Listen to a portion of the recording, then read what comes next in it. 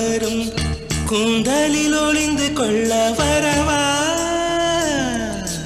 என் கூந்தல் தேவன் தூங்கும் பள்ளி அறையா அறையா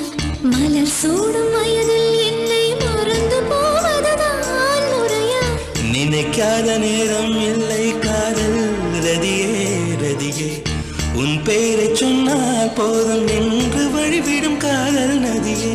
என் சுவாசம் உன் மூச்சில் உன் வார்த்தையின் பேச்சில்